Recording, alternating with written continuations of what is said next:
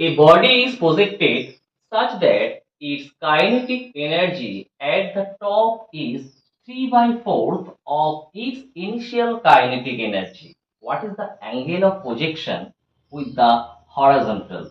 Option A 30 degree, option B 60 degree, option C 45 degree, and option D 120 degree. একটা বডিকে যখন আমরা throw করি, ধরো হরিজন্টাল সাথে আলফা অ্যাঙ্গেলে আমরা ধরো থ্রো করেছি, এই হরিজন্টাল তার সাথে আলফা অ্যাঙ্গেলে ইউ ভেলোসিটি দিয়ে যখন আমরা এটাকে ছুটছি, তো আমরা যদি এখন ইউ কে দুটো কম্পোনেন্টে ডিভাইড করে নিই, এটা যদি আলফা হয় অ্যাঙ্গেল অফ প্রজেকশন, তাহলে ইউ এর এই হরিজন্টাল কম্পোনেন্ট হবে আমাদের এখানে যেহেতু আলফা দিকে আছে, তাহলে এটা ইউ কস আলফা, আর এইটা আসবে কত ইউ সাইন আলফা। যখন তুমি উপর দিকে ছুটছো তখন অ্যাক্সেলারেশন ডিউ টু গ্র্যাভিটি সেটা কিন্তু কাজ করবে নিচের দিকে। ফলে কি হবে, এই যে ইউ সাইন আলফা মানে তোমার ভার্টিক্যাল মোশনে তুমি ফলো করো, তাহলে ভার্টিক্যাল মোশনে কি হবে, অ্যাক্সেলারেশন ডিউ টু গ্র্যাভিটি যেহেতু নিচের দিকে কাজ করবে, তাহলে এই বডিটা কিন্তু আস্তে আস্তে আস্তে আস্তে ভার্টিক্যালি মোশনে বলছি, ভেলোসিটি ধীরে ধীরে কমবে, আর একদম টপ পয়েন্টে গিয়ে ভেলোসিটি চলে আসবে 0। আর যদি আমি হরিজন্টাল মোশন ফলো করি, তাহলে সেখানে দেখো জি কাজ করছে কোন দিকে, জি কাজ করছে ডাউনওয়ার্ড, আর আমাদের এদিকে মোশনটা হরিজন্টাল মোশন আছে এই এভাবে। তার মানে জি এর কিন্তু এই 90 ডিগ্রি অ্যাঙ্গেলে কিন্তু কোনো কম্পোনেন্ট থাকছে না, তার মানে কিন্তু এই হরিজন্টাল মোশনে কিন্তু কোনো অ্যাক্সেলারেশন বা রিটার্ডেশন কাজ করছে না। তার মানে আমাদের হরিজন্টাল মোশনটা হচ্ছে কেমন ভাবে, ওটা ইউনিফর্ম মোশনে থাকছে।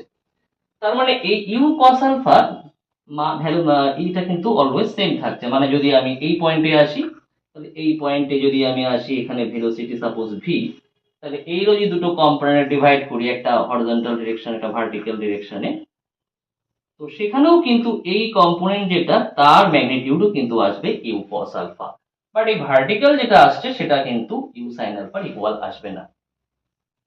তো এভাবে যখন আস্তে আস্তে আমরা যখন একদম টপ পয়েন্টে চলে আসবো, টপ পয়েন্টে কি, টপ পয়েন্টে এই যে ভার্টিক্যাল কম্পোনেন্ট যেটা নিয়েছিলাম ইউ সাইন আলফা, এর চলে আসবে এটা 0, আর তখন কিন্তু হরিজন্টাল কম্পোনেন্টটা কিন্তু থেকে যাবে ইউ কস আলফা। তার মানে টপ পয়েন্টে ভেলোসিটি আমাদের কত থাকছে, শুধুমাত্র থাকছে ইউ কস আলফা।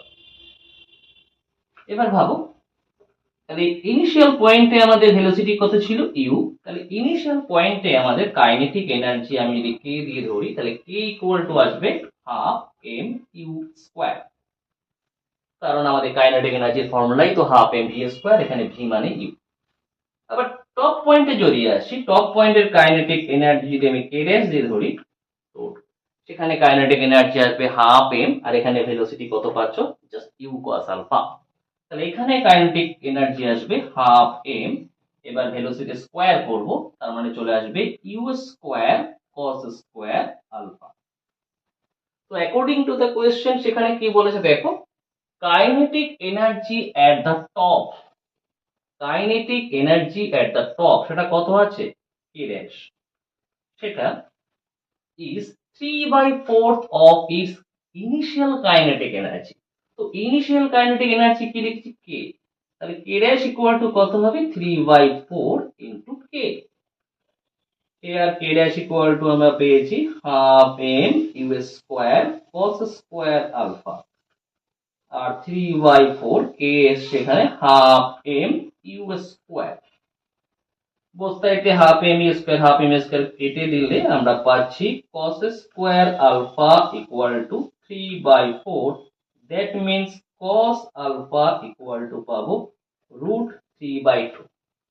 এখন আমাদের cos কার ভ্যালু √3/2, উই নো cos 30 এর value √3/2, that means cos alpha equal two পাচ্ছি cos 30 or alpha equal to 30 degree.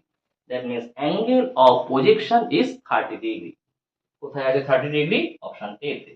That means option A is the correct answer.